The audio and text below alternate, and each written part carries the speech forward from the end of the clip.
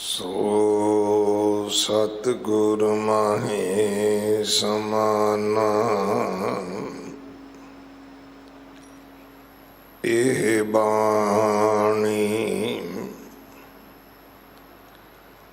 ਜੋ ਜੀਉ ਜਾਣੈ, ਤਿਸ ਅੰਤਰ ਰਵੈ ਹਰਿ ਨਾਮ। ਬਾਣੀ ਗੁਰੂ, ਗੁਰੂ ਹੈ ਬਾਣੀ, ਵਿੱਚ ਬਾਣੀ ਅੰਮ੍ਰਿਤ ਸਾਰੇ। ਗੁਰ ਬਾਣੀ ਕਹੈ, ਸੇਵਕ ਜਨ ਮਾਨੈ। ਪਰਤਖ ਗੁਰੂ ਨਿਸਤਾਰੇ,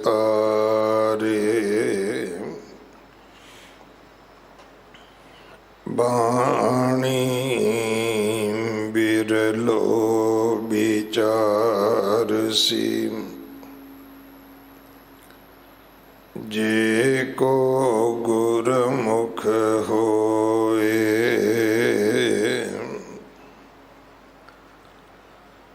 ਇਹ ਬਾਣੀ ਮਹਾਂਪੁਰਖ ਕੀ। ਨਿਜ ਘਰ ਵਾਸਾ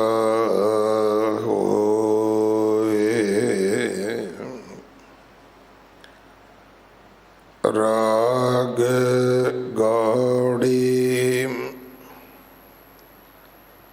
ਪੂਰਬੀ, ਮਹੱਲਾ ਪੰਜਵਾਂ। ਕਰੋ ਬੇਨੰਤੀ, ਸੁਣੋ ਮੇਰੇ ਮੀਤਾ। ਸੰਤ ਟਹਿਲ ਕੀ ਬੇਲਾ,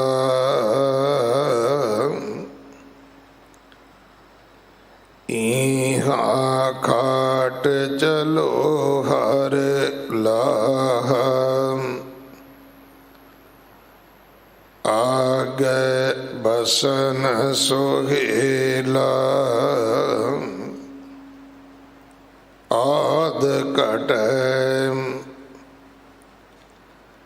ਦਿਨਸ ਰਹਿਣਾ ਰੇ। ਮਨ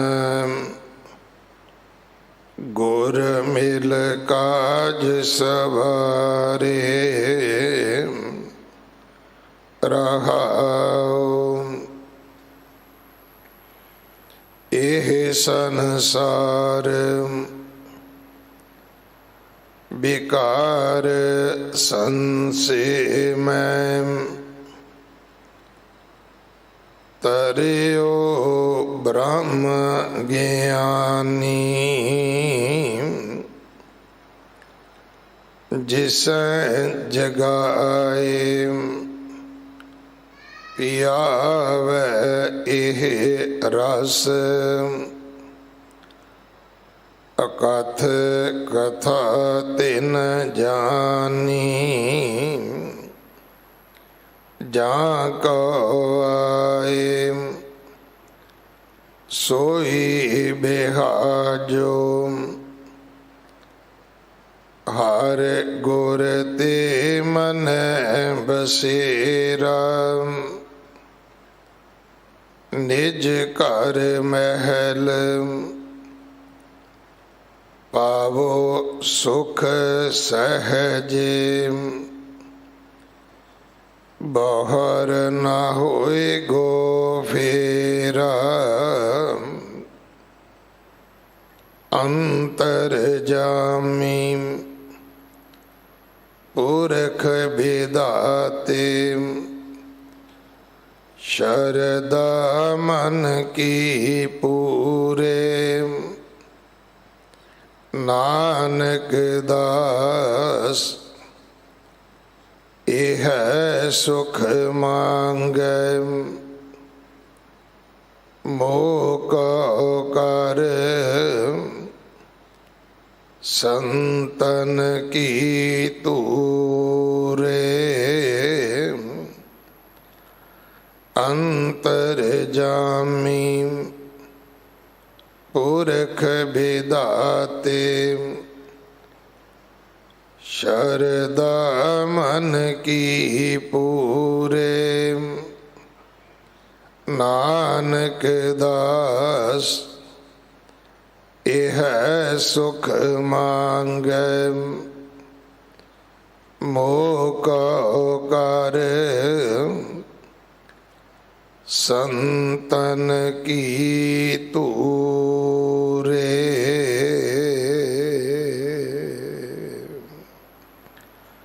वाहिगुरु जी का खालसा वाहिगुरु जी की फतेह। सोहले दी बाणी दा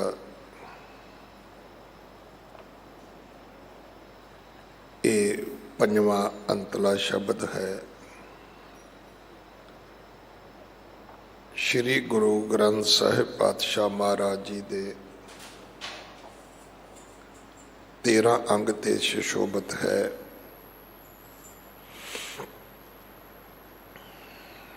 इस पावन शब्द दी विचार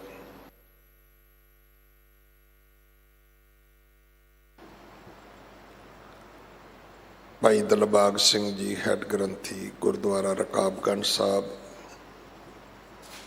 आप जी नूं सरवण करवाउणगे। अमृत संचार हर ऐतवार 11 बजे हुंदा है। गुरु घर दी सेवा दे विच गुरु के लंगरां वास्ते रसद कड़ा प्रसाद दी देग वास्ते देसी घ्यो बाला साहब हॉस्पिटल वास्ते बैड तो लैके वेंटीलेटर तक कोई भी सेवा आप जी भेज सकते हो। इमारत दी सेवा जथेदार बाबा बचन सिंह जी करवा रहे हैं। 22 तरीक नूं 8वें पातशाह गुरु हरकृष्ण साहब महाराज जी का प्रकाश गुरपुरब है। बहुत सारिया तैयारियां पावन गुरपुरब के उपलक्ष्य विच पावन दरबार दे विच जो फाल सीलिंग हुई है उहदे सारे दी रंग रोगन की सेवा बाहर भी आप जी वेखते हो। सारे साइन बोर्ड बंगला साहब दे बदले जा रहे हैं क्योंकि इस दरबार का सब तो वड्डा पुरब गुरु हरकृष्ण साहब महाराज जी का प्रकाश गुरपुरब है। सो जिस किसी का मन होवे मैं कोई सेवा करनी है आप जी सेवा ले सकते हो। बच्चों के जन्मदिन मनाने, विआह दियां सालगिरह मनाउणियां, बजुर्गों दियां बरसियां मनाउणियां, ये सारियां चीज़ां विच आ जाणगियां जदों असीं भाई गुरदास जी का बचन मनांगे। भाई गुरदास जी का कथन है कि मैं उन्हां गुरसिखां तो सदके जांदा हां जो भाव भावनी नाल अपने गुरु का गुरपुरब मनाउंदे ने। और ये हकीकत भी है। लख खुशियां पातशाहियां जे सतगुर नदर करे विआह वाले कार्ड ते लिखण नाल नहीं हो सकता, पर जे गुरु की सेवा करिए तो हो सकता है।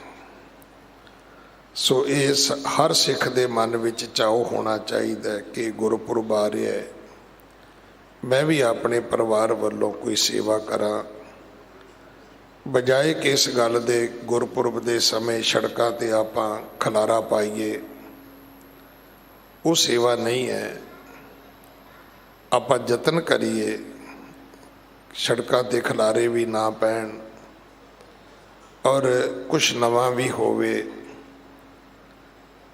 ਔਰ ਲੱਖਾਂ ਦੀ ਗਿਣਤੀ ਵਿੱਚ ਜਿਹੜੀ ਸੰਗਤ ਆਵੇ ਉਹ ਬੜੇ ਸੋਹਣੇ ਢੰਗ ਨਾਲ ਮੱਥਾ ਟੇਕੇ ਲੰਗਰ ਛਕੇ। ਸੜਕਾਂ ਵਾਲੇ ਖਿਲਾਰੇ ਨਹੀਂ ਹੋਣੇ ਚਾਹੀਦੇ। ਉਹਦੇ ਵਿੱਚ ਮੇਰਾ ਲੰਗਰ ਤੇਰਾ ਲੰਗਰ ਨਹੀਂ, ਲੰਗਰ ਜਿਸ ਗੁਰੂ ਦਾ ਗੁਰਪੁਰਬ ਹੈ ਲੰਗਰ ਵੀ ਉਹਦਾ ਹੀ ਹੋਣਾ ਚਾਹੀਦਾ ਹੈ। ਸਭ ਇਹੀ ਕਹਿਣ ਕਿ ਮਹਾਰਾਜ ਦੇ ਦਰਬਾਰ ਵਿੱਚ ਗਏ ਸਨ, ਸੱਚਮੁੱਚ 36 ਪ੍ਰਕਾਰ ਦੀਆਂ ਉੱਥੇ ਨਿਆਮਤਾਂ ਸਨ। ਇਹਦੇ ਵਿੱਚ ਆਪਾਂ ਸਾਰੇ ਯਤਨ ਕਰੀਏ। ਅਗਲੇ ਸਮੇਂ ਲਈ ਗੁਰਬਾਣੀ ਵਿਚਾਰ ਸਰਵਣ ਕਰੋ ਜੀ। ਵਾਹਿਗੁਰੂ ਜੀ ਕਾ ਖਾਲਸਾ, ਵਾਹਿਗੁਰੂ ਜੀ ਕੀ ਫਤਿਹ। ਸਾਹਿਬ ਜੀ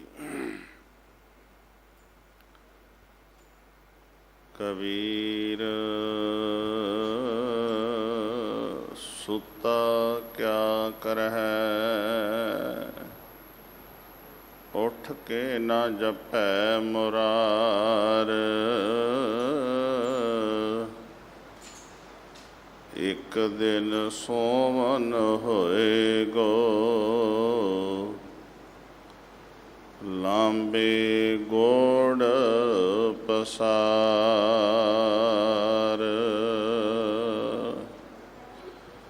ਕਬੀਰ ਸੁਤਾ ਕਿਆ ਕਰ,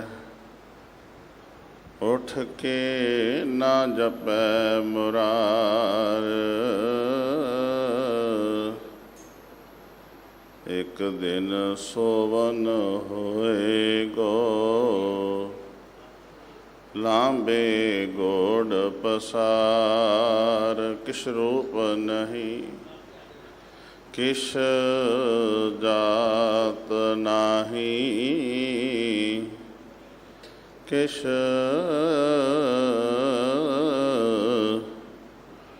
ਢੰਗ ਨਾ ਮੇਰਾ। ਕਿਆ ਮੂੰਹ ਲੈ ਬੋਲਹਿ ਗੁਣ ਮਿਹੂਣ, ਨਾਮ ਜਪਿਆ ਨਾ ਤੇਰਾ।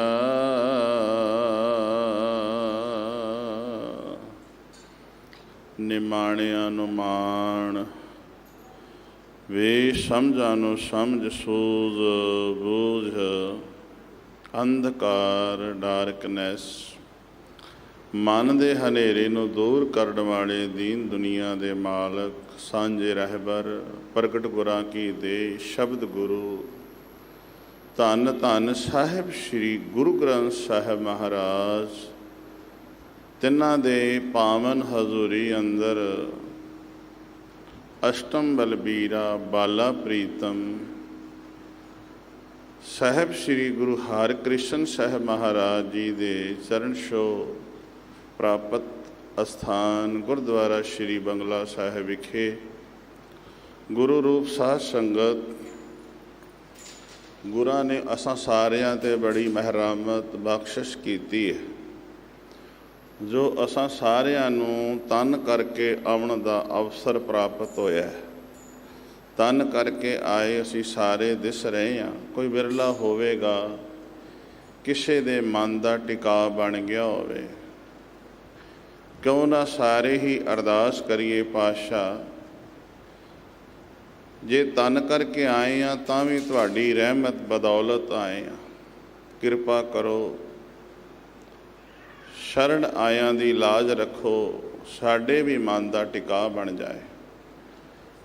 ਮਨ ਨੂੰ ਗੁਰੂ ਸ਼ਰਨ ਵਿੱਚ ਲਿਆਉਂਦੇ ਹਾਂ, ਸੁਰਤੀਆਂ ਬਿਰਤੀਆਂ ਨੂੰ ਇਕਾਗਰ ਕਰਦੇ ਹਾਂ, ਗੁਰੂ ਸ਼ਬਦ ਨਾਲ ਜੁੜੀਏ, ਜਿਸ ਦਾ ਮੂਲ ਪਾਠ ਅਸੀਂ ਸਤਿਕਾਰਯੋਗ ਸਿੰਘ ਸਾਹਿਬ ਪਾਸੋਂ ਸਰਵਣ ਕੀਤਾ ਹੈ।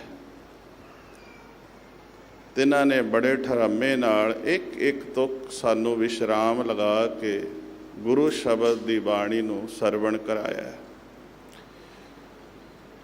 ਆਓ ਵਿਚਾਰੀਏ, ਬੁਲਾਓ ਫਤਿਹ, ਕੋਈ ਰਸਨਾ ਵਾਂਝੀ ਨਾ ਰਹਿ ਜਾਵੇ। ਵਾਹਿਗੁਰੂ ਜੀ ਕਾ ਖਾਲਸਾ, ਵਾਹਿਗੁਰੂ ਜੀ ਕੀ ਫਤਿਹ। ਵਾਹਿਗੁਰੂ ਸਾਹਿਬ ਜੀ।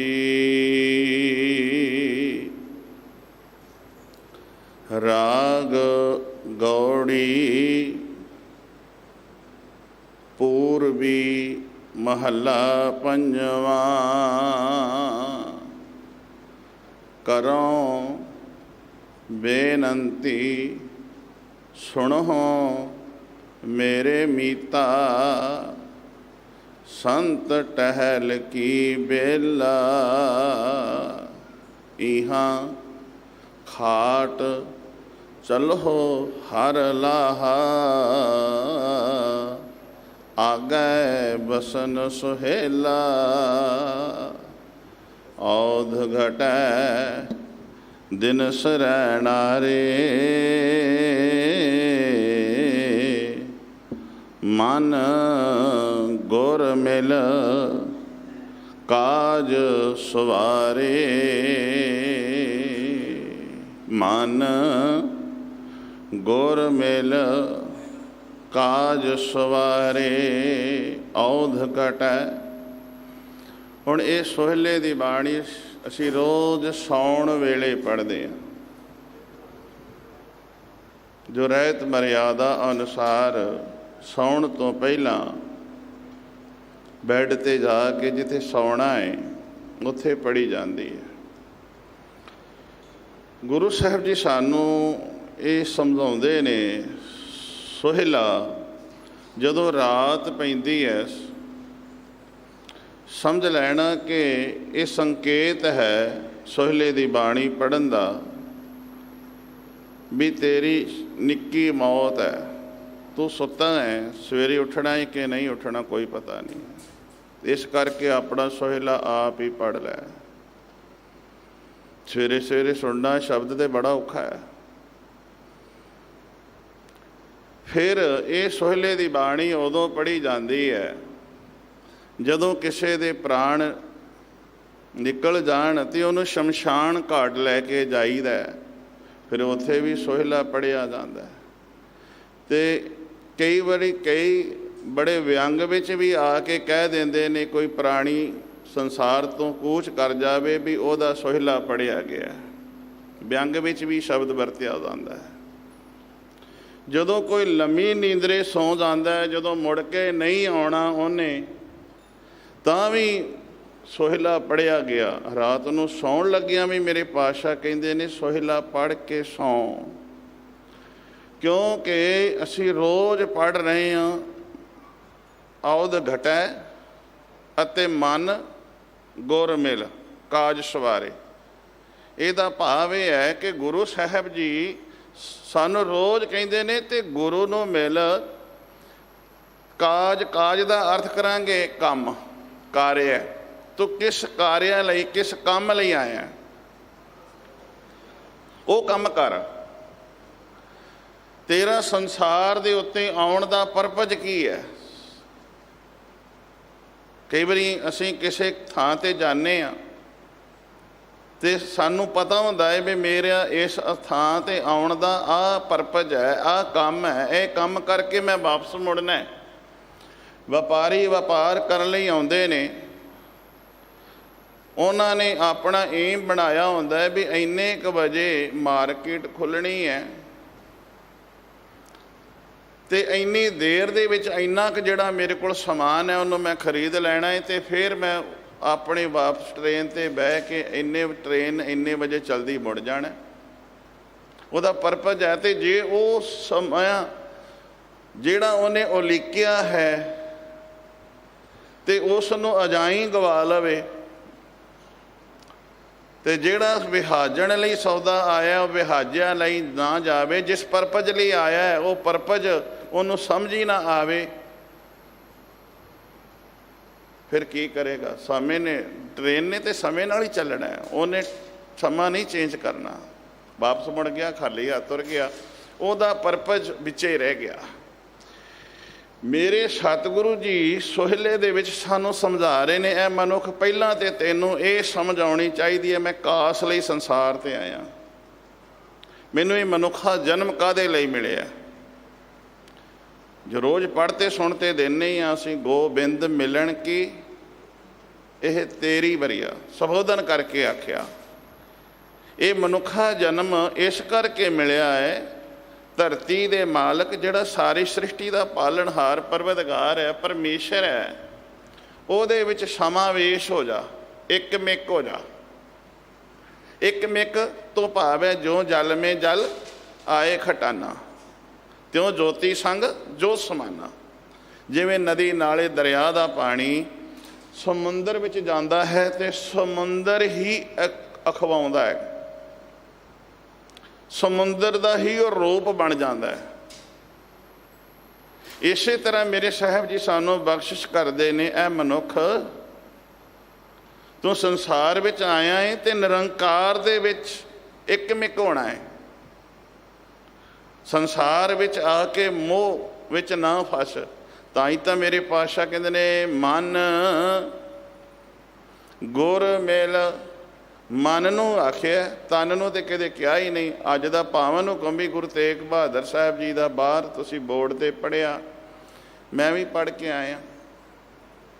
ਉੱਥੇ ਵੀ ਸਤਿਗੁਰੂ ਜੀ ਕਹਿ ਰਹੇ ਨੇ, ਮਨ ਰੇ ਆਵਾਜ਼ ਦਿੱਤੀ, ਸੰਬੋਧਨ ਕੀਤਾ, ਕੌਣ ਕੋ ਮਤ ਕੋ, ਅਗੇਤਰ ਲੱਗ ਗਿਆ, ਮਤ ਪਿੱਛੇ ਰਹਿ, ਅਗੇਤਰ ਕੱਕਾ ਤੇ ਮਤ ਪਿੱਛੇ, ਕੋ ਮਤ ਭੈੜੀ ਮਤ।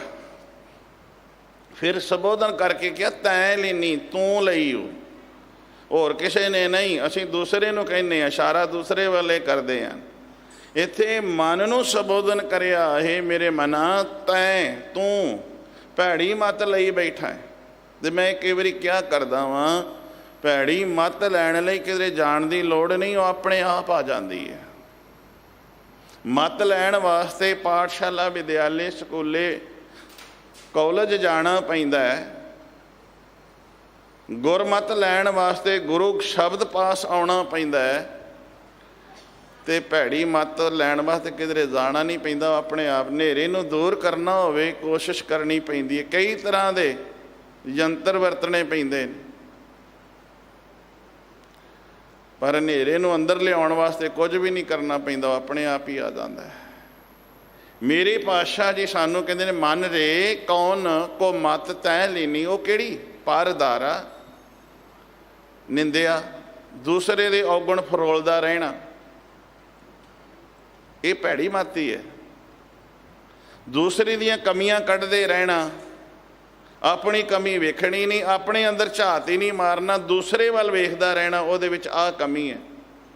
ਪਰਦਾਰਾ, ਵਿਕਾਰ, ਨਿੰਦਿਆ। ਜਦੋਂ ਅਸੀਂ ਦੂਸਰੇ ਦੇ ਔਗਣ ਵੇਖਦੇ ਹਾਂ, ਫਿਰ ਅਸੀਂ ਕਰਦੇ ਕੀ ਹਾਂ? ਔਗਣ ਵੇਖ ਕੇ ਫਿਰ ਨਿੰਦਿਆ ਕਰਦੇ ਹਾਂ। ਦੂਸਰੇ ਦੇ ਕੋਲ ਜਾ ਕੇ ਬੈਠ ਕੇ ਫਿਰ ਔਗਣ ਜਿਸ ਦੇ ਵੇਖੇ ਹੁੰਦੇ ਨੇ, ਫਿਰ ਦੱਸਦੇ ਹਾਂ ਵੀ ਫਲਾਣੇ ਫਲਾਣੇ ਦੇ ਵਿੱਚ ਆਹ ਔਗਣ ਨੇ।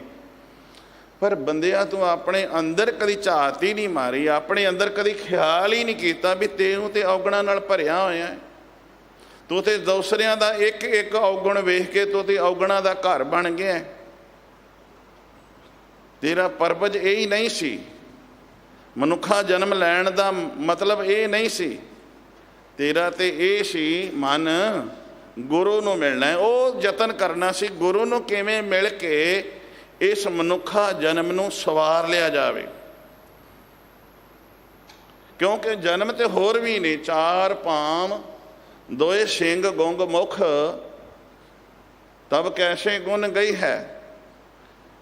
ਅੱਜ ਜਿੱਥੇ ਆਪਾਂ ਬੈਠੇ ਹਾਂ, ਜੇ ਚਾਰ ਪੈਰਾਂ ਵਾਲਾ ਇੱਥੇ ਆ ਜੇ, ਦੋ ਸਿਰ 'ਤੇ ਸਿੰਘ ਲੱਗੇ ਹੋਣ, ਆਪਾਂ ਉਹਨੂੰ ਅੰਦਰ ਆਉਣ ਨਹੀਂ ਦੇਵਾਂਗੇ। ਕਿਉਂਕਿ ਉਹਨੂੰ ਕਹਾਂਗੇ ਤੇਰਾ ਇੱਥੇ ਹੁਣ ਕੋਈ ਕੰਮ ਨਹੀਂ ਹੈ।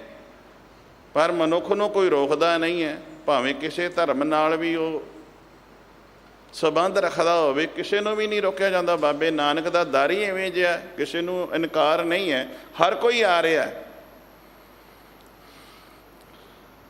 ਪਰ ਚਾਰ ਪੈਰਾਂ ਵਾਲੇ ਨੂੰ ਨਹੀਂ ਤੁਸੀਂ ਆਉਣ ਦਿਓਗੇ, ਕੋਈ ਵੀ ਨਹੀਂ ਆਉਣ ਦੇਗਾ। ਅਤੇ ਮੇਰੇ ਸਾਹਿਬ ਜੀ ਕਹਿੰਦੇ ਨੇ, ਚਾਰ ਪਾਮ ਦੋਏ ਸਿੰਘ ਗੁੰਗ ਮੁਖ, ਤਬ ਕੈਸੇ ਗੁਣ ਗਈ ਹੈ। ਫਿਰ ਰੱਬ ਦੇ ਗੁਣ ਨਹੀਂ ਗਾਏ ਜਾਣੇ, ਉਸ ਮਾਲਕ ਦੇ ਨਾਮ ਨੂੰ ਜਪਿਆ ਨਹੀਂ ਜਾਣਾ, ਉਸ ਜੂਨ ਵਿੱਚ ਰਹਿ ਕੇ ਰੱਬ ਦੇ ਨੇੜੇ ਤੇਰੇ ਤੋਂ ਹੋਇਆ ਨਹੀਂ ਜਾਣਾ, ਕਿਉਂਕਿ ਇਸ ਕਰਕੇ ਹੀ ਤੈਨੂੰ ਮਨੁੱਖਾ ਜਨਮ ਮਿਲਿਆ।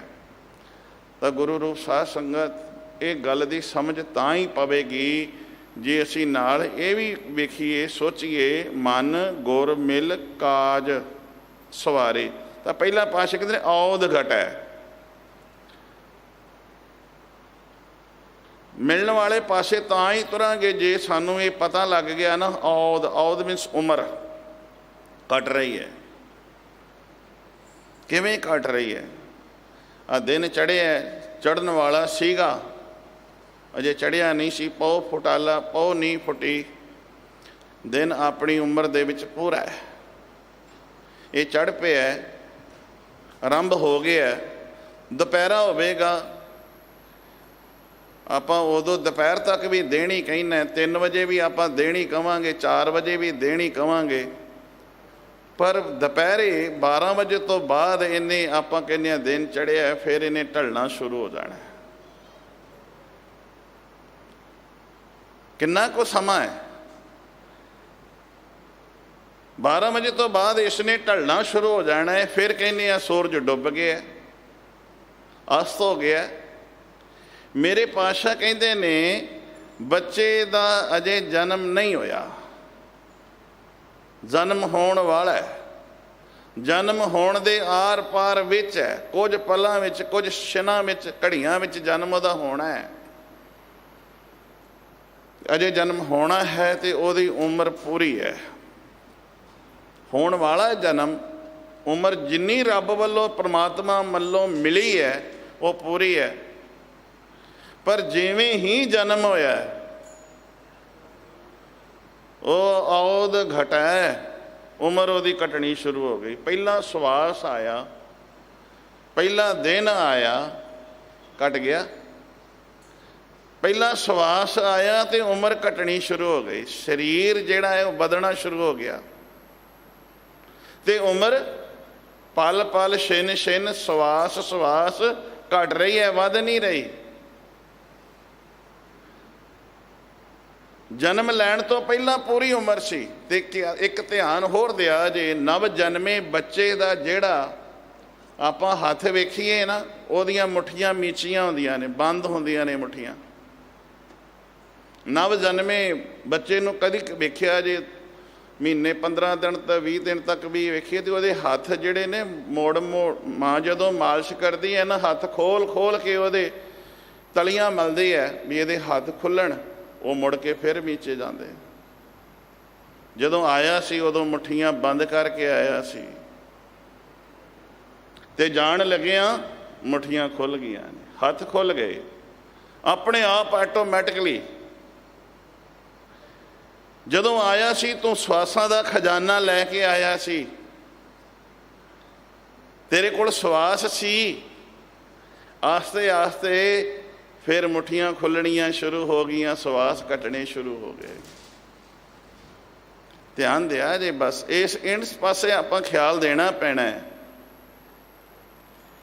ਮਨੁੱਖ ਤੇਰੇ ਪਲ ਪਲ, ਛਿਨ ਛਿਨ ਔਦ ਬਿਹਾਤ ਹੈ, ਫੋਟੇ ਘਟ ਜਿਉਂ ਪਾਨੀ। ਪਲ ਪਲ, ਛਿਨ ਛਿਨ ਔਦ ਘਟ ਰਹੀ ਹੈ। ਘਟ ਮੀਨਸ ਘੜੇ, ਘੜਾ ਜਿਹਦੇ ਵਿੱਚ ਪਾਣੀ ਪਾਇਆ ਜਾਂਦਾ, ਉਹ ਫੁੱਟ ਜਾਏ, ਤਿੜਕ ਜਾਏ, ਉਹਦੇ ਵਿੱਚੋਂ ਬੂੰਦ ਬੂੰਦ ਕਰਕੇ ਨਿਕਲ ਗਿਆ। ਪਰ ਧਿਆਨ ਦਿਆ ਜੇ, ਘੜਾ ਜਿਹੜਾ ਹੈ ਉਹ ਤੇ ਸ਼ਾਇਦ 2 ਸਾਲ 3 ਸਾਲ 4 ਸਾਲ ਪਿਆ ਰਵੇ, ਟਿਕਿਆ ਰਵੇ, ਤੇ ਉਹ ਤਿੜਕੇ ਨਾ ਤੇ ਉਹਦੇ ਵਿੱਚ ਪਾਣੀ ਪਿਆ ਰਹਿ ਸਕਦਾ ਹੈ। ਪਿਆ ਰਹਿੰਦਾ ਨਹੀਂ, ਮੈਂ ਕਹਿ ਸਕਦਾ ਹੈ ਨਾਲ ਕਿਹਾ।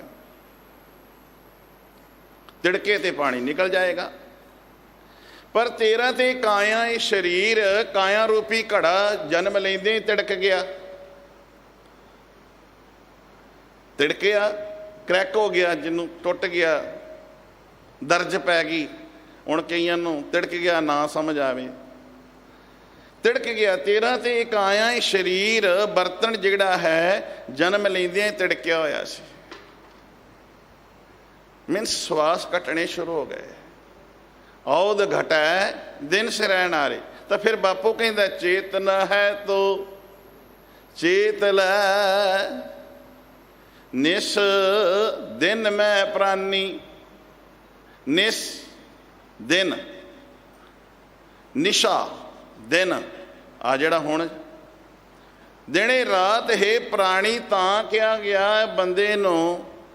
ਜਦੋਂ ਅੰਮ੍ਰਿਤ ਦੀ ਦਾਤ ਗੁਰੂ ਗ੍ਰੰਥ ਸਾਹਿਬ ਮਹਾਰਾਜ ਦੀ ਪਾਵਨ ਹਜ਼ੂਰੀ ਵਿੱਚ ਪਿਆਰੇ ਪੰਜ ਪਿਆਰੇ ਦਿੰਦੇ ਨੇ, ਅੰਮ੍ਰਿਤ ਛਕਾਉਂਦੇ ਨੇ, ਅਤੇ ਬਾਹਰ ਕੋਈ ਪੁੱਛੇ ਤੇ ਕਹਿੰਦੇ ਨੇ ਵੀ ਕਿੰਨੇ ਪ੍ਰਾਣੀਆਂ ਨੇ ਅੰਮ੍ਰਿਤ ਛਕਿਆ। ਉਦੋਂ ਬਜ਼ੁਰਗ, ਵੱਡੇ, ਛੋਟੇ, ਬੱਚਿਆਂ ਦੀ ਗੱਲ ਨਹੀਂ ਹੈ, ਉਦੋਂ ਪ੍ਰਾਣੀ ਕਿਹਾ ਜਾਂਦਾ। ਪ੍ਰਾਣੀ ਤੋਂ ਭਾਵ ਹੈ ਜਿਨ੍ਹਾਂ ਦੇ ਅੰਦਰ ਪ੍ਰਾਣ ਚੱਲ ਰਹੇ ਨੇ। ਉਦੋਂ ਇਹ ਤੇ ਆਖਿਆ ਨੇ ਵੀ ਕਿੰਨੇ ਕੁ ਡੈੱਡ ਬਾਡੀਆਂ ਨੇ ਅੰਮ੍ਰਿਤ ਛਕਿਆ। ਪ੍ਰਾਣੀ ਜਿਨ੍ਹਾਂ ਦੇ ਅੰਦਰ ਪ੍ਰਾਣ ਚੱਲ ਰਹੇ ਨੇ, ਉਹਨਾਂ ਨੂੰ ਪ੍ਰਾਣੀ ਕਿਹਾ ਜਾਂਦਾ। ਫਿਰ ਬਾਪੂ ਕਹਿੰਦਾ ਪ੍ਰਾਣੀ ਤੂੰ ਆਇਆ ਕਿ ਲਾਹਾ ਲੈਣ ਔਧ ਘਟੈ। ਲਾ ਲਿਆ ਹੀ ਨਹੀਂ, ਲਾਭ ਤੇ ਲਿਆ ਹੀ ਨਹੀਂ। ਉਮਰ ਤੇ ਤੇਰੀ ਘਟ ਗਈ, ਸਮਾਂ ਤੇ ਤੇਰਾ ਲੰਘ ਗਿਆ। ਪ੍ਰਾਣੀ ਤੂੰ ਆਇਆ ਲਾਹਾ ਲੈਣ, ਲੱਗਾ ਕਿਤ ਕੋ ਫਕੜੇ। ਫਜ਼ੂਲ ਦੇ ਕੰਮਾਂ ਵਿੱਚ ਹੀ ਫਸਿਆ ਰਿਹਾ। ਸਭ ਮੁੱਕਦੀ ਚੱਲੀ ਰਹਿਣ। ਰਹਿਣ ਮੀਨਸ ਰਾਤ, ਗੱਲ ਰਾਤ ਦੀ ਹੈ, ਸੋਹਲਾ ਰਾਤ ਨੂੰ ਪੜ੍ਹਦੇ ਆ। ਤੇਰੀ ਇਹ ਸਵਾਸਾਂ ਰੂਪੀ ਰਾਤ ਜਿਹੜੀ ਆ ਮੁੱਕ ਚੱਲੀ ਹੈ। ਸਵਾਸ ਤੇਰੇ ਘੱਟ ਚੱਲੇ ਨੇ। ਪ੍ਰਾਣੀ ਜਿਹੜਾ ਤੂੰ ਕੰਮ ਕਰਨ ਆਇਆ ਸੀ ਉਹ ਤੇ ਕੀਤਾ ਹੀ ਨਹੀਂ, ਲਾ ਤਾਂ ਲਿਆ ਹੀ ਨਹੀਂ ਹੈ। ਕੋ ਫੱਕੜੇ ਫਜ਼ੂਲ ਦੇ ਕੰਮਾਂ ਵਿੱਚ ਐਵੇਂ ਫਸਿਆ ਰਿਹਾ ਹੈ। ਫਜ਼ੂਲ ਦੇ ਕੰਮਾਂ ਵਿੱਚ ਐਵੇਂ ਗ੍ਰਸਤ ਰਿਹਾ ਹੈ। ਜਿਸ ਕਾਰਜ ਲਈ ਆਇਆ ਸੀ ਉਹ ਕਾਰਜ ਨਹੀਂ ਕੀਤਾ। ਜਿਸ ਮਨੁੱਖਾ ਜਨਮ ਜਿਸ ਪਰਪਜ ਲਈ ਮਿਲਿਆ ਸੀ ਉਹਨੂੰ ਤੂੰ ਸਮਝ ਨਹੀਂ ਪਾਇਆ। ਬਾਪੂ ਜੀ ਕਹਿੰਦੇ ਨੇ ਦਿਨ ਤੇ ਪਹਿਰ, ਪਹਿਰ ਤੇ ਘਰੀਆਂ।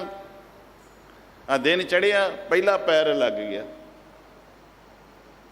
ਫਿਰ ਸਮੇਂ ਦੀ ਵੰਡ ਕੀਤੀ ਜਾਂਦੀ ਸੀ। ਸਾਡੇ ਪੁਰਾਤਨ ਬਜ਼ੁਰਗ ਜਿਹੜੇ ਵੰਡ ਕਰਦੇ ਸਨ, ਉਹ ਪਰਛਾਵੇਂ ਦੇ ਨਾਲ ਵੰਡ ਕਰ ਲੈਂਦੇ ਸਨ ਵੀ ਇੱਕ ਪੈਰ ਹੋ ਗਿਆ, ਹੁਣ ਇੰਨੀਆਂ ਘੜੀਆਂ ਹੋ ਗਈਆਂ, 2 ਪੈਰ ਹੋ ਗਏ, ਹੁਣ ਲੋਢੇ ਵੇਲਾ ਹੋ ਗਿਆ। ਉਹ ਸਮੇਂ ਦੀ ਵੰਡ ਕਰਦੇ ਸੀ। ਦਿਨ ਤੇ ਪਹਿਰ, ਪਹਿਲਾਂ ਦਿਨ, ਫਿਰ ਪੈਰ, ਫਿਰ ਘੜੀਆਂ। ਦਿਨ ਤੇ ਪਹਿਰ, ਪਹਿਰ ਤੇ ਘੜੀਆਂ। ਆਬ ਘਟੈ, ਆਬ ਮੀਨਸ ਉਮਰ ਘਟ ਰਹੀ। ਤਨ ਸੀਜੈ, ਤੇ ਤਨ ਸੀਜੈ ਕਮਜ਼ੋਰ ਹੋ ਗਿਆ। ਅੱਖਾਂ ਤੋਂ ਧੁੰਦਲਾ ਧੁੰਦਲਾ ਦਿਸਣ ਲੱਗ ਪਿਆ। ਉਮਰ ਘਟ ਗਈ, ਅੱਖਾਂ ਤੋਂ ਹੁਣ ਦਿਸਦਾ ਨਹੀਂ ਹੈ। ਕੰਨ ਸੁਣਦੇ ਨਹੀਂ ਹੈ, ਬਹਿਰੇ ਹੋ ਗਏ ਨੇ। ਸਿਰ ਕੰਪਿਓ, ਪੱਗ ਡਗ ਮਗੈ। ਪ੍ਰਾਣੀ ਤੋਂ ਆਇਆ ਲਾ ਲੈਣ, ਔਧ ਘਟੈ। ਸਿਰ ਕੰਪਿਓ, ਪੱਗ, ਪੱਗ ਮੀਨਸ ਪੈਰ ਡਗ ਮਗਾਉਂਦੇ ਨੇ। ਹੁਣ ਇਹ ਬਾਡੀ ਦਾ ਭਾਰ ਵੀ ਨਹੀਂ ਚੱਲਦੇ, ਇਹ ਸਰੀਰ ਦਾ ਭਾਰ ਹੀ ਨਹੀਂ ਚੱਲਦੇ। ਸੋਟੀ ਦਾ ਸਹਾਰਾ ਲੈਣਾ ਪੈਂਦਾ ਹੈ, ਜਾਂ ਕਿਸੇ ਦੇ ਮੋਢੇ 'ਤੇ ਹੱਥ ਰੱਖਣਾ ਪੈਂਦਾ ਹੈ।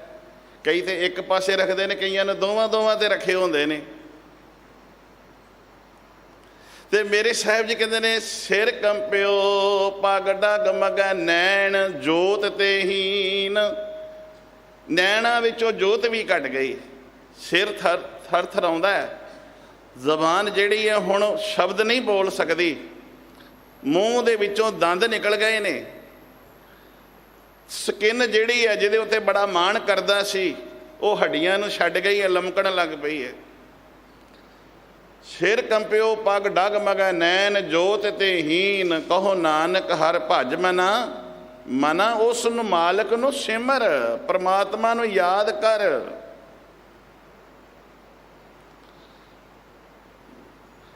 ਨਹੀਂ ਤਾਂ ਤੇਰੇ ਅੰਦਰ ਕਈਆਂ ਦਾ, ਕਈ ਵਾਰੀ ਅਸੀਂ ਕਹਿ ਦਿੰਦੇ ਹਾਂ ਫਲਾਣੇ ਦਾ, ਫਲਾਣਾ ਤੇ ਸਿਰ ਫਿਰਿਆ। ਤੇ ਜਦੋਂ ਮਨੁੱਖ ਦੇ ਅੰਦਰ ਨਸ਼ਾ ਚਲੇ ਜਾਂਦਾ ਹੈ, ਉਹਦਾ ਵੀ ਸਿਰ ਫਿਰ ਜਾਂਦਾ, ਉਹਨੂੰ ਸਿਰ ਫਿਰਿਆ ਕਹਿੰਦੇ ਆ।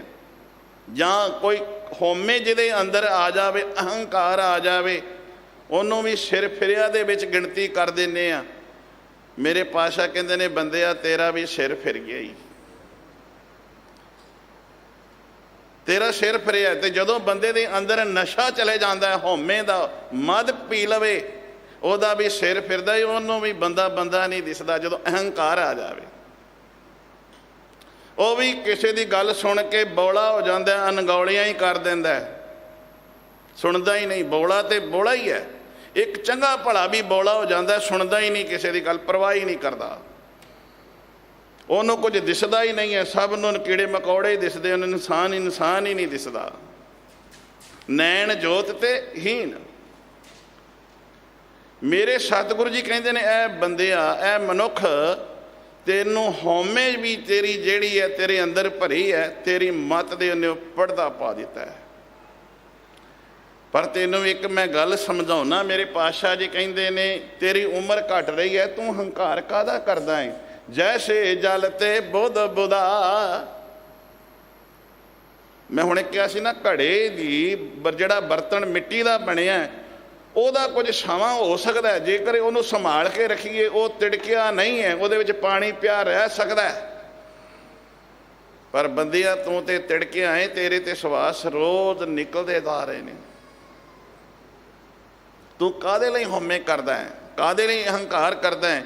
ਤੈਨੂੰ ਤਾਂ ਆਦਮੀ ਆਖਿਆ, ਤੇ ਆਦਮੀ ਕਿਹਨੂੰ ਕਹਿੰਦੇ ਆਪਾਂ?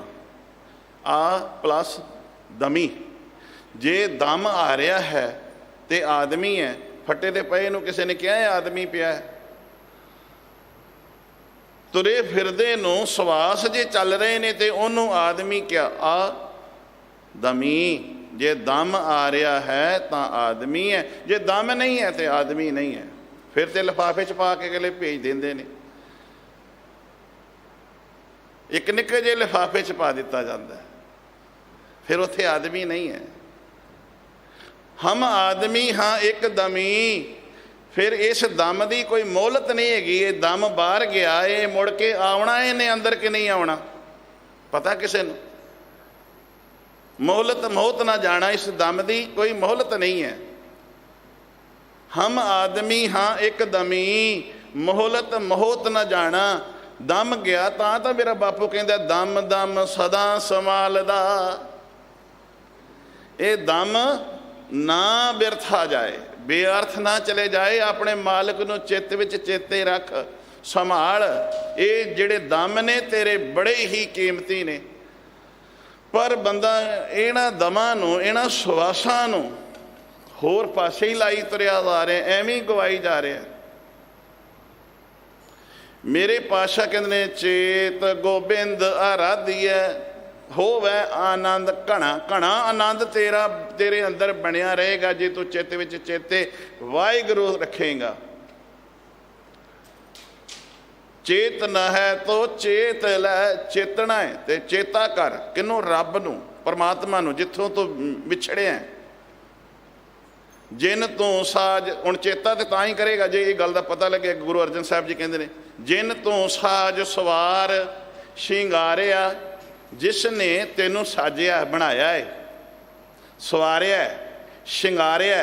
ਅੱਜ ਜਿਹਦੇ ਉੱਤੇ ਤੂੰ ਮਾਣ ਕਰਦਾ ਹੈ ਨਾ, ਮੇਰੀ ਨੱਕ, ਮੇਰੇ ਦੰਦ, ਮੇਰੀਆਂ ਅੱਖਾਂ, ਮੇਰਾ ਮੱਥਾ ਚੌੜਾ, ਮੇਰੀ ਸਕਿਨ ਬੜੀ ਸੋਹਣੀ, ਇਹ ਬਣਾਉਣ ਵਾਲੇ ਦਾ ਕਦੀ ਸ਼ੁਕਰਾਨਾ ਕੀਤਾ ਹੀ?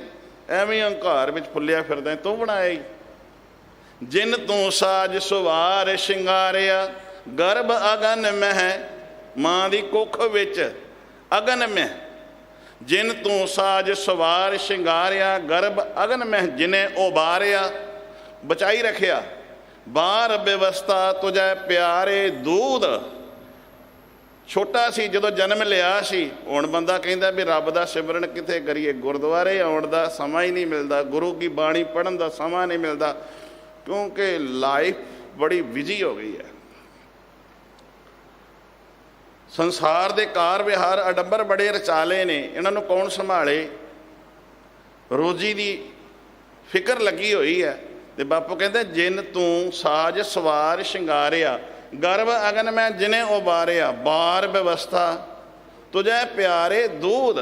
ਪਿਆਰਿਆ ਮਿੱਤਰਾ, ਆ ਵੇਖ, ਜਦੋਂ ਤੂੰ ਬਾਲ ਸੀ, ਬਚਪਨਾ ਸੀ, ਜਨਮ ਹੋਇਆ ਸੀ, ਤੈਨੂੰ ਦੁੱਧ ਮਿਲਿਆ।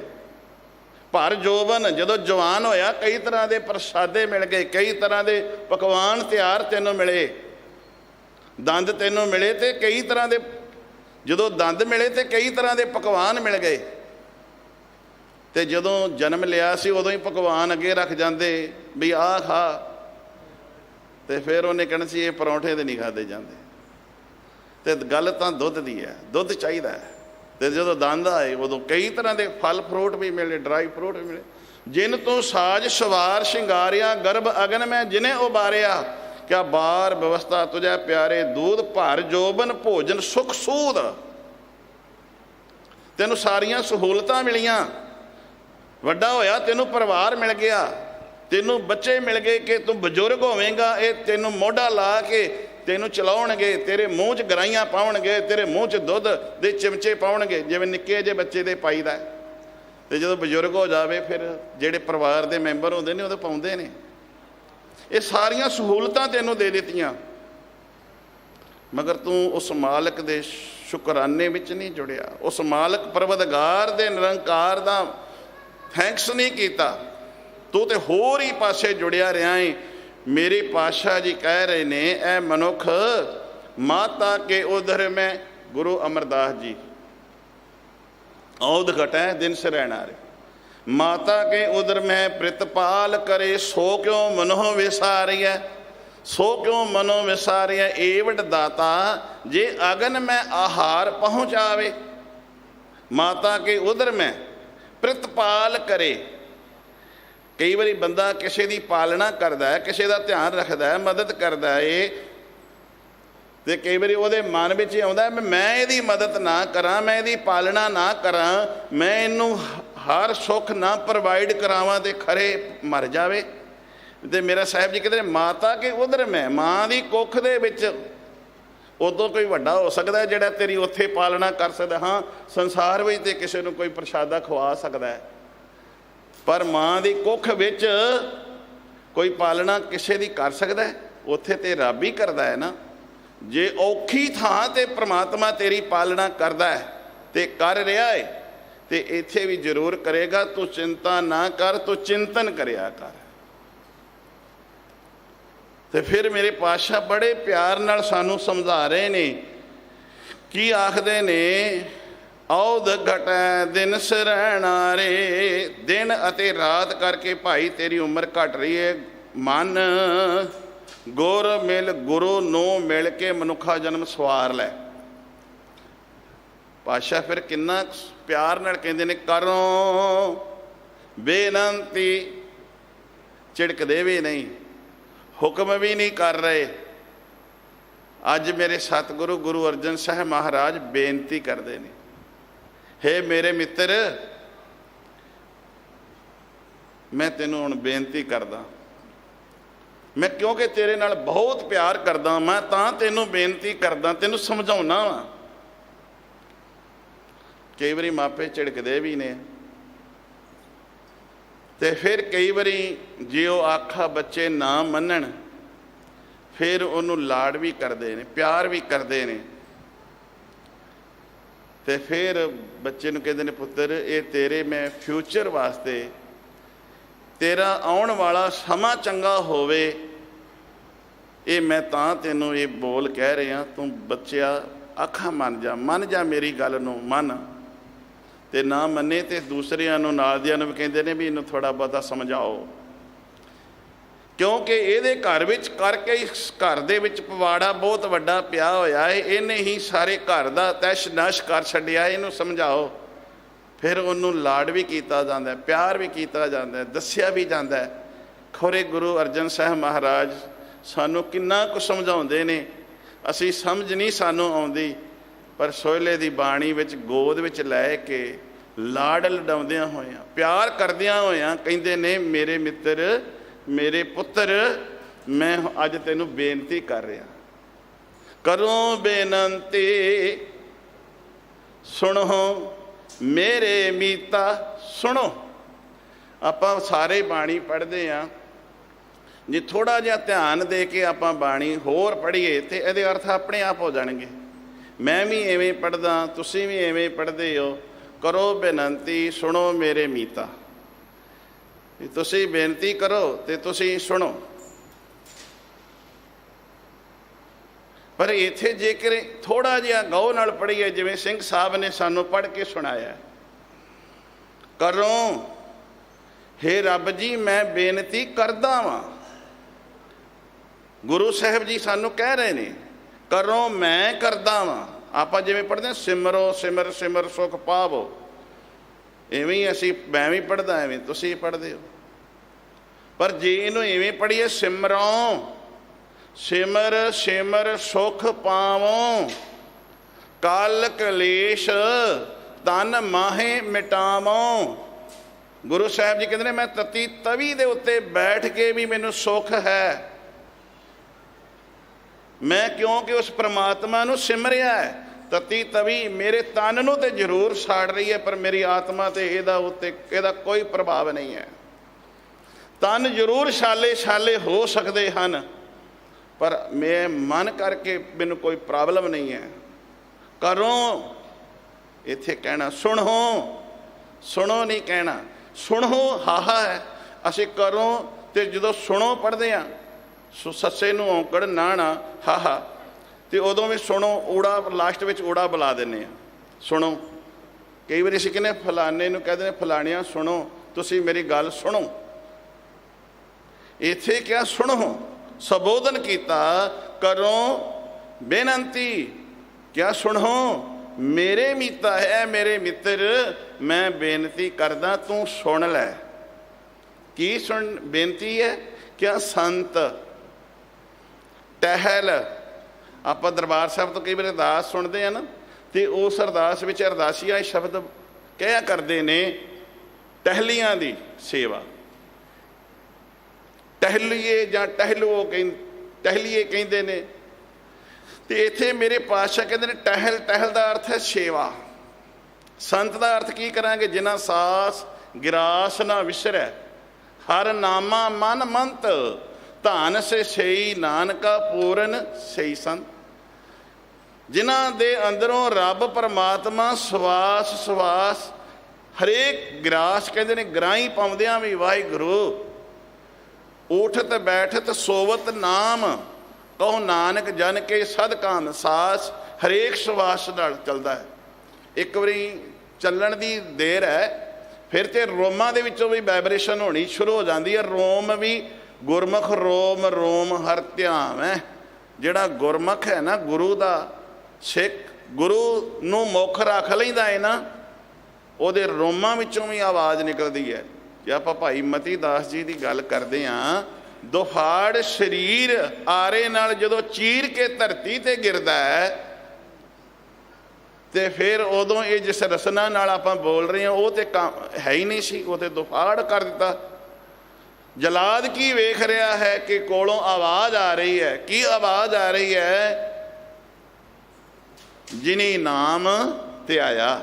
ਇੱਥੇ ਜਿੰਨੀ ਨਹੀਂ ਪੜ੍ਹਨਾ, ਜਿਨੀ, ਜਿਨ੍ਹਾਂ ਨੇ, ਜਿਨੀ ਨਾਮ ਧਿਆਇਆ ਗਏ ਮਸ਼ੱਕਤ ਘਾਲ, ਕਿਆ ਨਾਨਕ ਤੇ ਮੁਖ ਉਜਲੇ। ਉਹਨਾਂ ਦੇ ਮੁਖ ਰੱਬ ਦੇ ਘਰ ਵਿੱਚ ਉਜਲੇ ਹੁੰਦੇ ਨੇ, ਸੰਸਾਰ ਵਿੱਚ ਵੀ ਤੇ ਨਿਰੰਕਾਰ ਦੇ ਘਰ ਵਿੱਚ ਵੀ। ਗਏ ਮਸ਼ੱਕਤ ਘਾਲ।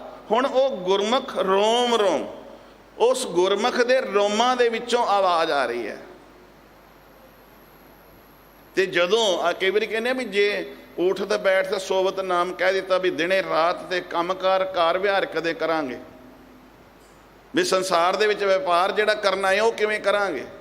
ਸੱਚ ਜਾਣਿਓ, ਜਦੋਂ ਗੁਰੂ ਨੂੰ ਮੁੱਖ ਰੱਖ ਲਈਏ, ਫਿਰ ਕਈ ਵਾਰੀ ਰਸਨਾ ਤੋਂ ਬੋਲਣ ਦੀ ਲੋੜ ਨਹੀਂ ਪੈਂਦੀ, ਆਟੋਮੈਟਿਕਲੀ ਅੰਦਰੋਂ ਹੀ ਵਾਈਬ੍ਰੇਸ਼ਨ ਸ਼ੁਰੂ ਹੋ ਜਾਂਦੀ, ਅੰਦਰੋਂ ਹੀ ਵਾਹਿਗੁਰੂ ਵਾਹਿਗੁਰੂ ਦੀ ਧੁਨੀ ਛਿੜ ਜਾਂਦੀ ਹੈ, ਜਿਹਨੂੰ ਅਨਹਦ ਧੁਨ ਕਹਿੰਦੇ ਆ। ਬਿਨਾਂ ਵਜਾਏ ਵੱਜਣਾ ਜਿਹਨੂੰ ਸਾਜ਼ ਕਹਿ ਦਈਏ, ਉਹ ਅਨਹਦ ਧੁਨਾਂ ਅੰਦਰੋਂ ਵੱਜਣ ਲੱਗ ਪੈਂਦੀਆਂ ਨੇ।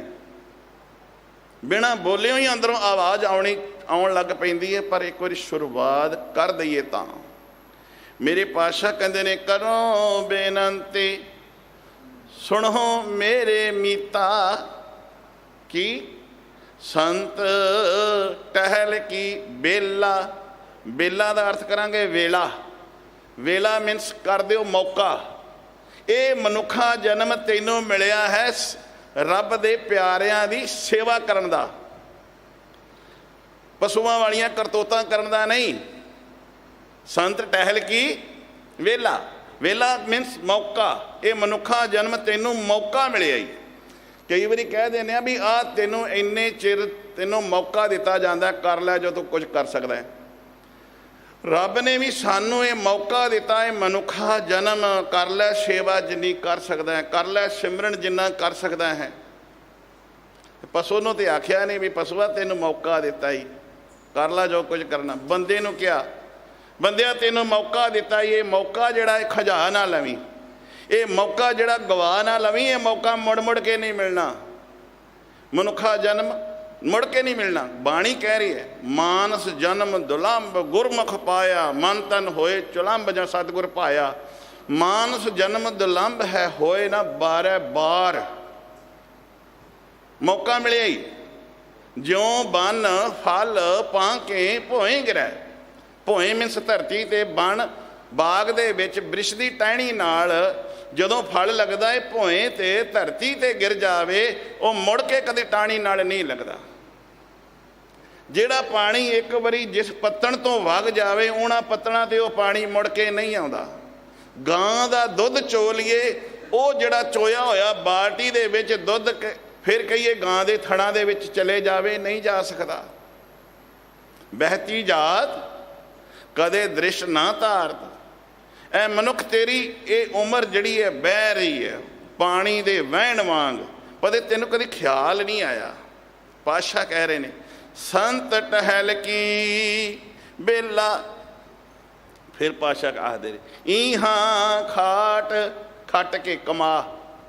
ਖੱਟਣਾ ਕੀ ਹੈ? ਇਸ ਮਨੁੱਖਾ ਜਨਮ ਦੇ ਵਿੱਚ ਹਰ ਧਨ ਨਾਮ ਦਾ ਧਨ ਖੱਟ ਹੋਏ। ਤੈਨੂੰ ਰੋਜ਼ ਇੱਕ ਤੇ ਕਿਹਾ ਜਾਂਦਾ, ਇਹ ਧਨ ਅਖੁੱਟ ਨਾ ਨਖੁੱਟੈ ਨਾ ਜਾਏ, ਆਹ ਧਨ ਖੱਟ। ਉਸ ਧਨ ਵੱਲੇ ਤੇ ਤੂੰ ਜਾਂਦਾ ਹੀ ਨਹੀਂ ਹੈ। ਪੜ੍ਹ ਜ਼ਰੂਰ ਦੇਣਾ, ਸਤਿਗੁਰ ਸਿੱਖ ਕਹੋ ਨਾਮ ਧਨ ਦੇ, ਗੁਰ ਕਾ ਸਿੱਖ ਵਡਭਾਗੀ ਹੈ। ਇਹ ਧਨ ਅਖੁੱਟ ਨਾ ਨਿਖੁੱਟੈ ਨਾ ਜਾਏ। ਮੇਰੇ ਪਾਤਸ਼ਾਹ ਕਹਿੰਦੇ, ਇਹਾਂ ਖਾਟ, ਇਹਾਂ ਭਾਵ ਇਸ ਮਨੁੱਖਾ ਜਨਮ ਦੇ ਵਿੱਚ ਚੱਲੋ ਹਰ ਲਾਹਾ ਲੈ। ਫਿਰ ਜਦੋਂ ਅਸੀਂ ਲਾਹ ਖੱਟਿਆ ਹੁੰਦਾ ਇਹ ਤੇ ਬੜਾ ਖੁਸ਼ ਹੁੰਦੇ। ਜਦੋਂ ਪਾਕਟ ਵਿੱਚ 4 ਪੈਸੇ ਹੋਣ ਨਾ, ਬੈਂਕ ਬੈਲੈਂਸ ਹੋਵੇ ਤੇ ਬੜਾ ਖੁਸ਼ ਹੋਈਦਾ ਵੀ ਹਾਂ ਅਗਲਾ ਦਿਨ ਸੌਖੇ ਆ ਗਏ, ਅਸੀਂ ਆਹ ਕਰ ਲਾਂਗੇ, ਉਹ ਕਰਾਂਗੇ। ਸਾਡੀਆਂ ਮਾਤਾਵਾਂ ਜਿਹੜੀਆਂ ਬਜ਼ੁਰਗ ਹੋਣ ਵੀ ਤੇ ਪਹਿਲਾਂ ਵੀ ਪਿੰਡਾਂ ਦੇ ਵਿੱਚ ਕੋਈ ਗਹਿਣੇ ਗੁਣੇ ਬਈ ਉਹਦੇ ਹੁਣ ਤੇ ਪੈਰ ਤੇ ਮੜੀਆਂ ਵਿੱਚ ਨੇ, ਗਹਿਣੇ ਬੇਬੇ ਸੰਭਾਲਦੀ ਫਿਰਦੀ ਹੈ। ਬੇਬੇ ਇਹ ਕੀ ਕਰਨੇ? ਕਹਿੰਦੀ ਹੈ ਪੁੱਤਰ ਬੁਢੇਪਾ ਰੱਖਿਆ ਹੋਇਆ ਜੀ, ਬੁਢੇਪੇ ਦੇ ਵਿੱਚ ਕੰਮ ਆਉਣਗੇ। ਸੱਚ ਜਾਣਿਓ, ਮਨੁੱਖ ਇਹ ਬੁਢੇਪਾ ਰੱਖਿਆ ਹੋਇਆ ਵੀ ਬੁਢੇਪੇ ਦੇ ਵਿੱਚ ਕੰਮ ਆਉਣਗੇ। ਪਰ ਮੇਰਾ ਸਤਿਗੁਰੂ ਜੀ ਕਹਿੰਦਾ ਹੈ, ਬੰਦਿਆ ਜਿੱਥੇ ਤੂੰ ਜਾਣਾ ਹੀ ਉੱਥੋਂ ਵੀ ਕੁਝ ਲੈ ਕੇ ਚੱਲ ਜਾ ਨਾ, ਉੱਥੇ ਵੀ ਕੁਝ ਚੀਜ਼ ਤੇਰੇ ਕੰਮ ਆਵੇ ਨਾ। ਇਹਾਂ ਇਸ ਮਨੁੱਖਾ ਜਨਮ, ਇਹਾਂ ਖਾਟ ਚੱਲੋ ਹਰ ਲਾਹਾ ਆਗੈ ਬਸਨ ਸੁਹੇਲਾ। ਸੁਹੇਲਾ ਮੀਨਸ ਸੌਖਾ, ਜਿੱਥੇ ਸਾਰਿਆਂ ਨੇ ਜਾਣਾ। ਪਰ ਆਪਾਂ ਕਹਿੰਦੇ ਹਾਂ ਵੀ ਨਾਲ ਦਿਆਂ ਨੇ ਜਾਣਾ, ਮੈਂ ਕੋਈ ਨਹੀਂ ਜਾਣਾ। ਪੜੋਸੀਆਂ ਨੇ ਤੁਰ ਜਾਣਾ, ਉਹਦਾ ਘਰ ਮੈਨੂੰ ਮਿਲ ਜਾਣਾ, ਪਲਾਟ ਮੇਰਾ ਵੱਡਾ ਹੋ ਜਾਏਗਾ। ਨਹੀਂ ਬਈ ਤੂੰ ਵੀ ਜਾਣਾ। ਆਗੇ ਬਸਨ ਸੁਹੇਲਾ, ਸੁਹੇਲਾ ਮੀਨਸ ਸੌਖਾ। ਅੱਗੇ ਜਾਏਗਾ, ਤੇਰਾ ਵਸੇਬਾ ਜਿਹੜਾ ਹੈ ਪ੍ਰਮਾਤਮਾ ਦੇ ਘਰ ਵਿੱਚ ਤੈਨੂੰ ਥਾਂ ਮਿਲ ਜਾਏਗੀ। ਤੈਨੂੰ ਆਵਾ ਗਾਉਣ ਜੰਮਣ ਮਰਦੇ ਗੇੜੇ ਤੋਂ ਰਹਿਤ ਹੋ ਜਾਏਗਾ। ਪਾਤਸ਼ਾਹ ਕਹਿੰਦੇ ਨੇ, ਰਹਾਓ ਇਹ ਸੰਸਾਰ, ਇਹ ਜੋ ਸੰਸਾਰ ਆਪਾਂ ਵੇਖ ਰਹੇ ਹਾਂ, ਜੋ ਆਪਾਂ ਲੁਕਾਈ ਵੇਖਦੇ ਹਾਂ, ਜੋ ਸ੍ਰਿਸ਼ਟੀ ਵੇਖ ਰਹੇ ਹਾਂ, ਇਹ ਸੰਸਾਰ ਵਿਕਾਰ ਸੰਸੇ ਮਹਿ। ਸੰਸੇ ਤੇ ਵਿਕਾਰਾਂ ਦੇ ਵਿੱਚ, ਸੰਸੇ ਸਮਝਦੇ ਹੋ ਭਰਮ। ਜਿਹੜਾ ਸਮਾਂ ਨਿਕਲ ਗਿਆ ਉਹਦੇ ਪ੍ਰਤੀ ਅਸੀਂ ਝੁਰ ਰਹੇ ਹਾਂ। ਜਿਹੜਾ ਸਮਾਂ ਸਾਡਾ ਬਤੀਤ ਹੋ ਗਿਆ, ਅਸੀਂ ਝੁਰਦੇ ਪਏ ਹਾਂ, ਦਿਨੇ ਰਾਤ ਝੁਰਦੇ ਰਹਿੰਦੇ ਹਾਂ। ਤੇ ਜਿਹੜਾ ਆਉਣ ਵਾਲਾ ਹੈ ਉਹਦੀ ਚਿੰਤਾ ਸਤਾ ਰਹੀ ਹੈ ਵੀ ਖਰੇ ਕੱਲ੍ਹ ਨੂੰ ਕੀ ਹੋਣਾ ਹੈ। ਸੰਸੇ ਇਹ ਇੱਕ ਨਹੀਂ, ਦੋ ਨਹੀਂ, ਅਸੀਂ ਸਾਰੇ ਹੀ ਹਾਂ। ਇਹ ਸੰਸਾਰ ਵਿਕਾਰ, ਵਿਕਾਰਾਂ ਵਿੱਚ, ਵਿਸ਼ੇ ਜਿਹਨੂੰ ਕਹਿੰਦੇ ਹੋ, ਮੈਂ ਖੁਲਾਸਾ ਨਹੀਂ ਕਰਨਾ। ਇਹ ਸੰਸਾਰ ਵਿਕਾਰ ਸੰਸੇ ਮਹਿ। ਵਿਕਾਰਾਂ ਵਿੱਚ, ਸੰਸਿਆਂ ਵਿੱਚ ਤੁਰ ਗਏ ਸਮੇਂ ਦੀ ਚਿੰਤਾ, ਝੋਰੇ ਆਉਣ ਵਾਲੇ ਦੀ ਚਿੰਤਾ। ਤੇ ਫਿਰ ਬਾਪੂ ਜੀ ਕੋਈ ਦੱਸੋ ਇਹਦਾ ਤੋੜ ਹੈ? ਸਤਿਗੁਰੂ ਜੀ ਕਹਿੰਦੇ ਨੇ ਹੈਗਾ, ਤਰਿਓ ਬ੍ਰਹਮ ਗਿਆਨੀ। ਬ੍ਰਹਮ ਦਾ, ਪਰਮਾਤਮਾ ਦਾ ਗਿਆਨ ਲੈ ਕੇ ਸੰਸਾਰ ਭਵ ਸਾਗਰ ਵਿੱਚੋਂ ਤੋਂ ਤਰ ਸਕਦਾ ਹੈ। ਪਰ ਜਿਸੈ ਜਗਾਏ, ਜਿਸ ਨੂੰ ਗੁਰਾ ਇੱਕ ਦੇ ਬੁਝਾਈ, ਸਭਨਾ ਜੀਆਂ ਕਾ ਦਾ ਇੱਕ ਦਾਤਾ। ਜਿਸੈ ਜਗਾਏ ਪੀਆ ਵੈ ਇਹ ਰਸ, ਜਿਸ ਨੂੰ ਪ੍ਰਮਾਤਮਾ ਸੁਚੇਤ ਕਰ ਦਿੰਦਾ ਹੈ, ਅਚੇਤ ਤੋਂ ਸੁਚੇਤ ਕਰਦਾ ਹੈ, ਉਹਨੂੰ ਹਰੀ ਪ੍ਰਮਾਤਮਾ ਦੇ ਨਾਮ ਦਾ ਰਸ ਪਿਲਾ ਦਿੰਦਾ ਹੈ। ਅਤੇ ਜਿਹਨੂੰ ਹਰੀ ਪ੍ਰਮਾਤਮਾ ਦੇ ਨਾਮ ਦਾ ਰਸ ਆ ਜਾਂਦਾ ਹੈ, ਉਹਨੂੰ ਸੰਸਾਰ ਦੇ ਰਸ ਜਿਹੜੇ ਨੇ ਕੁਰਸ ਵਿੱਚ ਦਿਸਣ ਲੱਗ ਪੈਂਦੇ। ਕੁਰਸ ਮੇਰੇ ਪਾਸ ਜਿਸੈ ਜਗਾਏ ਪੀ ਆਵੈ, ਇਹ ਰਸ ਆ ਕਥ, ਜੋ ਕਥਨੀਏ ਨਹੀਂ, ਬਿਆਨ ਨਹੀਂ। ਉਸ ਨੇ ਉਸ ਪਰਮਾਤਮਾ ਨੂੰ ਗੁਰੂ ਦਾ ਜਦੋਂ ਨਾਮ ਦਾ ਰਸ ਪੀ ਲੈਂਦਾ ਹੈ ਤੇ ਫਿਰ ਉਸ ਨੂੰ ਜਾਣਦਾ ਹੈ, ਅਤੇ ਜਦੋਂ ਜਾਣ ਲਏ ਫਿਰ ਉਸ ਦੇ ਨੇੜਤਾ ਬਣਾਉਣੀ ਸ਼ੁਰੂ ਕਰ ਦਿੰਦਾ ਹੈ, ਨੇੜਤਾ ਹੋ ਜਾਂਦੀ ਹੈ। ਜਾਂ ਕੋ ਆਏ ਸੋਈ ਬਿਹਾਜੋ, ਜਿਸ ਲਈ ਤੂੰ ਸੰਸਾਰ ਦੇ ਵਿੱਚ ਆਇਆ ਹੈ। ਮੇਰੇ ਪਾਤਸ਼ਾਹ ਕਹਿੰਦੇ ਨੇ ਬਿਹਾਜੋ ਮੀਨਸ ਉਹਨੂੰ ਖਰੀਦ, ਵਪਾਰ ਕਰ ਲਈ, ਜਿਹਦੇ ਲਈ ਆਇਆ ਉਹ ਵਪਾਰ ਕਰ, ਜਿਹੜਾ ਸੌਦਾ ਖਰੀਦਣ ਲਈ ਆਇਆ ਉਹ ਖਰੀਦ। ਅਤੇ ਮੇਰੇ ਪਾਤਸ਼ਾਹ ਕਹਿੰਦੇ ਜਾਂ ਕੋ ਜਿਸ ਲਈ ਆਇਆ ਸੋਈ ਬਿਹਾਜੋ, ਹਰ ਗੁਰ ਤੇ ਹਰ ਗੁਰ ਤੇ ਮਨ ਹੈ, ਗੁਰੂ ਦੀ ਕਿਰਪਾ ਕਰਕੇ ਹਰ ਰੱਬ ਜਿਹੜਾ ਤੇਰੇ ਮਨ ਹੈ ਬਸੇਰਾ, ਬਸੇਰਾ ਮੀਨਸ ਮਨ ਦੇ ਵਿੱਚ, ਮਨ ਹੈ ਮਨ ਦੇ ਅੰਦਰ, ਗੁਰੂ ਦੀ ਕਿਰਪਾ ਕਰਕੇ ਰੱਬ ਜਿਹੜਾ ਤੇਰੇ ਅੰਦਰ ਵਸੇਬਾ ਕਰ ਲਏਗਾ। ਜਿੱਥੇ ਉਹ ਰੱਬ ਰਹਿਣਾ ਸ਼ੁਰੂ ਕਰਦਾ ਫਿਰ ਉੱਥੇ ਘਾਟਾ ਹੀ ਕਾਹਦਾ। ਮਨ ਹੈ ਬਸੇਰਾ, ਆ ਰੈਣ ਬਸੇਰਾ ਜਿਹਨੂੰ ਕਹਿੰਦੇ ਆ, ਕਈ ਸੜਕਾਂ 'ਤੇ ਬਣਿਆ ਹੁੰਦਾ ਹੈ। ਬਸੇਰਾ ਮੀਨਸ ਵਸੇਬਾ, ਜਿੱਥੇ ਰਹਿਣਾ ਹੈ। ਮੇਰੇ ਪਾਤਸ਼ਾਹ ਕਹਿੰਦੇ ਨੇ ਗੁਰੂ ਦੀ ਕਿਰਪਾ ਸਦਕੇ ਉਹ ਰੱਬ ਤੇਰੇ ਅੰਦਰ ਵਸੇਬਾ ਆਪਣਾ ਬਣਾ ਲਏਗਾ। ਨਿਜ ਘਰ ਮਹਿਲ ਪਾਵੋ ਸੁਖ ਸਹਿਜੇ, ਨਿਜ ਘਰ, ਘਰ ਤੇ ਦੋ ਤਿੰਨਾਂ ਕਮਰਿਆਂ ਦਾ ਵੀ ਘਰ ਹੁੰਦਾ, ਇੱਕ ਕਮਰੇ ਦਾ ਵੀ ਘਰ ਹੁੰਦਾ, ਝੁੱਗੀ ਨੂੰ ਵੀ ਘਰ ਕਹਿੰਦੇ ਨੇ। ਇੱਥੇ ਮਹਿਲ ਆ ਗਿਆ, ਅਤੇ ਮਹਿਲ ਜਿਹੜਾ ਭਾਵੇਂ ਉਹ 50 ਕਮਰਿਆਂ ਦਾ ਵੀ ਹੋ ਸਕਦਾ, 100 ਦਾ ਵੀ ਹੋ ਸਕਦਾ, ਅਤੇ ਰੱਬ ਦਾ ਮਹਿਲ ਟਿਕਾਣਾ, ਜਿਸ ਮਹਿਲ ਦੇ ਵਿੱਚ ਕਈ ਜਾ ਕੇ ਸਮਾ ਜਾਂਦੇ ਨੇ, ਉਹ ਰੱਬ ਦਾ ਇਹੋ ਜਿਹਾ ਮਹਿਲ ਹੈਗਾ ਏ। ਮੇਰੇ ਪਾਤਸ਼ਾਹ ਕਹਿੰਦੇ ਨੇ ਨਿਜ ਘਰ ਮਹਿਲ ਪਾਵੋ ਸੁਖ ਸਹਿਜੇ, ਉਹ ਰੱਬ ਦੇ ਮਹਿਲ, ਰੱਬ ਦੇ ਘਰ ਵਿੱਚ ਤੇਰਾ ਵਸੇਬਾ ਹੋਵੇ, ਤੇ ਫਿਰ ਕੀ ਮੋਹਰ ਨਾ ਹੋਏਗੋ ਫੇਰਾ। ਫੇਰਾ ਮੀਨਸ ਆਵਾਗਾਉਣ, ਜੰਮਣ ਮਰਨ ਦਾ ਗੇੜਾ ਨਹੀਂ ਲੱਗੇਗਾ। ਬੋਰ ਮੀਨਸ ਮੁੜ ਮੁੜ ਕੇ ਤੂੰ ਆਏ ਜਾਏਗਾ ਨਹੀਂ। ਅੰਤਰ ਜਾਮੀ, ਅੰਦਰ ਦੀ ਜਾਣਨ ਵਾਲੇ, ਪੁਰਖ ਸੋ ਪੁਰਖ ਨਿਰੰਜਨ, ਹਰ ਪੁਰਖ ਨਿਰੰਜਨ। ਪੁਰਖ ਤੋਂ ਭਾਵ ਹੈ ਜਿਹਨੂੰ ਅਕਾਲ ਪੁਰਖ ਕਹਿੰਦੇ ਆ, ਸਮਰੱਥ ਪੁਰਖ ਕਹਿੰਦੇ ਆ, ਕਰਤਾ ਪੁਰਖ ਕਹਿੰਦੇ ਆ, ਸਾਰੀ ਸ੍ਰਿਸ਼ਟੀ ਦਾ ਬਣਾਉਣ ਵਾਲਾ। ਅੰਤਰ ਜਾਮੀ ਪੁਰਖ ਵਿਧਾਤੇ, ਸਾਰੀ ਸ੍ਰਿਸ਼ਟੀ ਨੂੰ ਬਣਾਉਣ ਵਾਲਾ। ਸ਼ਰਧਾ ਮਨ ਕੀ ਪੂਰ, ਹੇ ਮੇਰੇ ਮਾਲਕ ਮਨ ਦੀ ਜਿਹੜੀ ਸ਼ਰਧਾ ਹੈ ਉਹ ਪੂਰੀ ਕਰਦੇ। ਹੁਣ ਇੱਥੇ ਅਰਦਾਸ ਹੈ, ਕਿਹੜੀ ਸ਼ਰਧਾ ਹੈ? ਨਾਨਕ ਦਾਸ ਇਹ ਹੈ ਸੁਖ ਮੰਗੈ, ਦਾਸ ਨਾਨਕ ਆ ਸੁਖ ਮੰਗਦਾ ਹੀ। ਕਿਹੜਾ ਜੀ? ਮੋਹ ਕਉ ਮੈਨੂੰ ਕਰ, ਮੈਨੂੰ ਬਣਾ ਦੇ ਸੰਤਨ ਕੀ ਧੂਰੇ, ਮੈਨੂੰ ਰੱਬ ਦੇ ਪ੍ਰਮਾਤਮਾ ਦੇ ਨਾਮ ਜਪਣ ਵਾਲਿਆਂ ਦੇ ਚਰਨਾਂ ਦੀ ਧੂੜ ਦੇ ਦੇ। ਪਰਣਵਤ ਨਾਨਕ ਤਿੰਨ ਕੀ ਸ਼ਰਣਾ, ਜਿਨ ਤੂੰ ਨਾ ਹੀ ਵਿਸਰਿਆ। ਮੈਨੂੰ ਉਹ ਨਾਮ ਜਪਣ ਵਾਲਿਆਂ ਦੀ ਦਾਨ ਮਹਿੰਡਾ ਤਰੀ ਖਾਕ, ਜੇ ਮਿਲੇ ਤਾਂ ਮਸਤਕ ਲਾਈਐ। ਕੂੜਾ ਲਾਲਚ ਛੱਡਿਆ ਹੋਏ, ਇੱਕ ਮਨ ਅਲਖ ਧਿਆਈਐ। ਫਲ ਤੇ ਵੇਹੋ ਪਾਈਐ, ਜੇ ਹੋਵੇ ਪੂਰਬ ਲਿਖਿਆ ਤਾਂ ਧੂੜ ਤਿਨਾਂ ਦੀ ਪਾਈਐ। ਜੇ ਪੂਰਬਲੇ ਕਰਮ ਚੰਗੇ ਹੋਣ ਤਾਂ ਗੁਰੂ ਕੀ ਸੰਗਤ ਵਿੱਚ ਆਉਣ ਦਾ ਅਵਸਰ ਪ੍ਰਾਪਤ ਹੁੰਦਾ ਹੈ, ਤਾਂ ਗੁਰੂ ਕੇ ਸਿੱਖਾਂ ਦੇ ਚਰਨਾਂ ਦੀ ਧੂੜ ਮਿਲਦੀ ਹੈ। ਤੇ ਆਪਾਂ ਰੋਜ਼ ਇਹ ਪੜ੍ਹਦੇ ਨੇ ਆ, ਧੂੜ ਤਿਨਾਂ ਕੀ। ਆ ਇੱਕ ਤੁਕ ਧਿਆਨ ਦਿਆ ਜੇ, ਧੂੜ ਤਿਨਾਂ ਕੀ ਜੇ ਮਿਲੇ ਜੀ, ਕਹੋ ਨਾਨਕ ਕੀ ਅਰਦਾਸ। ਆਪਾਂ ਐਵੇਂ ਹੀ ਪੜ੍ਹਦੇ ਹਾਂ, ਕੀਰਤਨ ਵਿੱਚ ਵੀ ਐਵੇਂ ਹੀ ਕਈ ਵਾਰੀ ਗਾ ਜਾਂਦੇ ਹਾਂ, ਥੋੜ੍ਹਾ ਜਿਹਾ ਬਰੀਕੀ ਹੈ। ਧੂੜ ਤਿਨਾਂ ਕੀ ਜੇ ਮਿਲੇ ਜੀ, ਕਹੋ ਜੀ ਨੂੰ, ਮੇਰੀ ਇਸ ਜਿੰਦੜੀ ਨੂੰ ਨਾਮ ਜਪਣ ਵਾਲਿਆਂ ਦੇ ਚਰਨਾਂ ਦੀ ਧੂੜ ਮਿਲ ਜਾਏ। ਧੂੜ ਤਿਨਾਂ ਕੀ ਜੇ ਮਿਲੇ ਜੀ, ਤੇ ਨਹੀਂ ਰੁਕਣਾ, ਜੀ ਕਹੋ ਇਸ ਜਿੰਦੜੀ ਨੂੰ, ਕਹੋ ਨਾਨਕ ਕੀ। ਇਹ ਨਾਨਕ ਦੀ ਅਰਦਾਸ ਹੈ।